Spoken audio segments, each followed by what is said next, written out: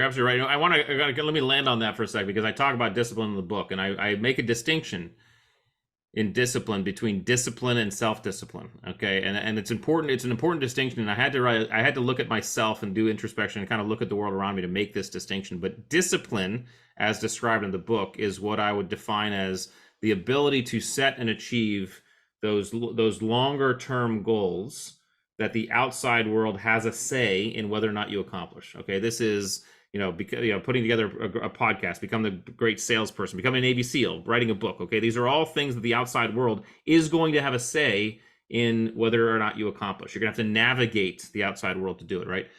Self-discipline are those goals and endeavors that you embark upon that the outside world has no say in whether or not you accomplish. That is, I'm going to eat right, I'm going to work out every day, I'm going to do whatever, right? The outside world, I can make a decision to eat better, and then I can be in Vegas next week at a buffet. The buffet is not going to throw pastries at me, right? It's up to me, right? So the reason why I separated these, because the way I look at attributes, I always look at attributes in the sense of an attribute becomes one of the codification processes to define it as an attribute is, can it exist on its own? Can it exist independent of anything else, right? And when I asked the question about discipline and self-discipline, can discipline exist without self-discipline and vice versa? The answer became yes, because I know people, and I'm sure you know some of these people, who are extraordinarily, and some of these people I knew when I was a younger guy, right? They were young people, extraordinarily self-disciplined. They had the routine. They ate right. Everything was spot on, right? Couldn't get a long-term goal accomplished to save their lives, right? Then there are people who are highly disciplined, right? They get long-term audacious goals accomplished all the time. They have zero self-discipline, and when I looked at myself, I was actually one of the latter ones. I'm actually really good at discipline. I can set and achieve audacious goals really well. I've done it throughout my whole life. My self-discipline is miserable. Now, I wonder, because you brought this up, I went to Catholic school too, up in Connecticut growing up. I wonder if that kind of indocts you to hating rules, right? And kind of like, but I'm someone who says, I hate being told what to do, even when it's myself telling me what to do, right? Yeah.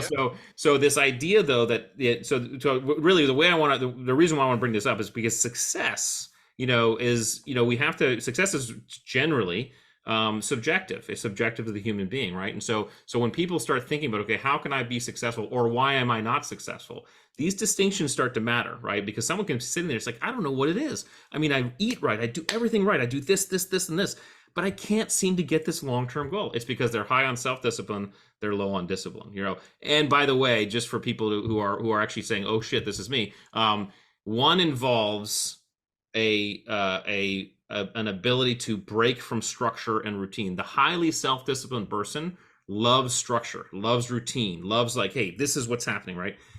That if you're accomplishing a long-term goal and objective that the outside world has no say in, you better be willing to break routine. I mean, because the world is going to come hit you from every single angle. So your routine is going to be broken. You're not going to be able to eat right some days. You're not going to be able to get your workout on. You're not going to be able to you're going to have to operate in an will feel unself-disciplined manner, but it's really, those are the steps to actual overall discipline. Now, on the other hand, the best balance is those who can be disciplined and self-disciplined, because you can't have no self-discipline and expect to achieve long-term goals. There has to be a level of, okay, I'm just going to knuckle down and get this. And even me, who's lower on self-discipline, when it came down to it, I had to do what I needed to do to get ready for SEAL training. I had to do what I need to do to write a book, or I had to self-discipline my routine just to get stuff happening. So there's a balance there, but yeah. I think it's worth making that distinction. I love that. What if you connect the dots between the two of them at the same time? So if as we're talking about this, I believe that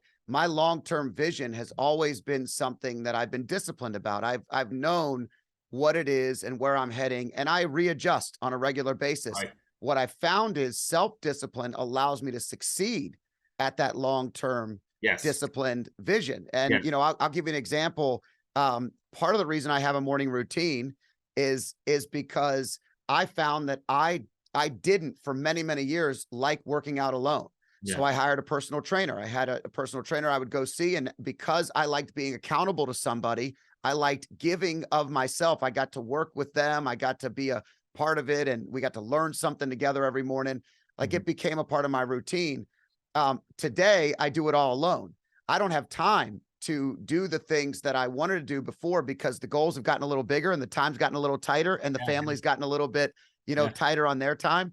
Yep. So I have the self-discipline today to get that done, but I had to create all these little routines, and I visualize them as feeling accomplished. When I Yes. finish in the morning, I actually feel like I've gotten something done before the days began. And, whether it's the cold plunge or the sauna or whatever it is, like I can handle whatever happens as the day goes on because I've kind of taken care of that. But connecting those dots is the long part of my story that Well, you just keyed in on the secret. The secret to someone who is lower on self-discipline, because I'm asked all the time, because I am one of those people, is to start implementing routine and structure and to stick to things. If you can stick to things, you start generating these reward responses. You start to generate the dopamine stuff, right? And so one of my he's a dear friend of mine. He and I, gosh, I met him shortly after I got out of the Navy, but he's a neuroscientist up in Stanford. His name is Andrew Huberman. Has a great podcast called the Huberman Lab, and he and I talk about this and would talk about this a lot in terms of setting up routine and structure so that you generate these little rewards,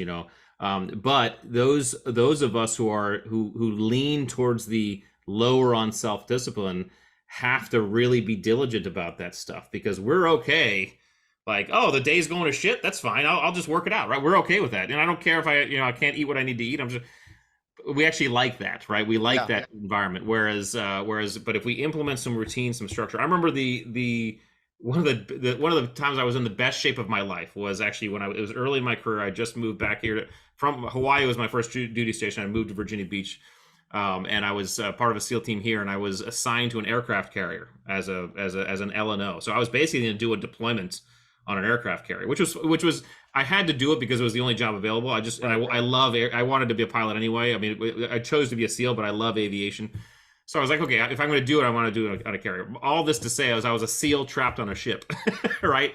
And I remember that deployment. I just got into a routine. I just got into a daily routine of working out, doing this. I got in the best shape of my life, and the time went fast because I chose to initiate a self-disciplined routine.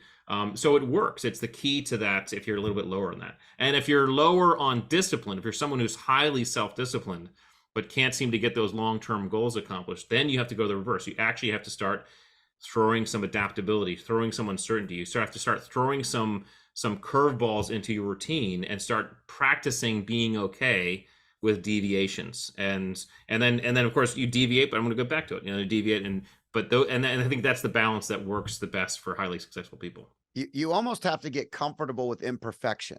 100%. If you could search for excellence, but if you don't get comfortable with the imperfection of the goal, whether it's self or long-term discipline and vision, then you're always hating on yourself. Yeah. Because it is really, just look at diets. And by the way, I love Huberman's podcast. That's a great one. I didn't know about it. My brother texted me one day. He was like, this guy's awesome. Yeah. Yeah. And so it's great podcast. But either way, I think that it's really important to be okay. And maybe that's another part of this, that is just being comfortable with that failure, being comfortable with failing forward, learning from the mistakes, and being okay with eating a couple of extra chocolate chip cookies, even though they're not a part of your diet. That's right. Yeah. Yeah. Well, comfortable with failure and more comfortable with, just like you said, uncertainty and adaptability, because sometimes things are going to happen. Again, adaptability is all about how do I adjust to an environment that's changing around me outside of my control.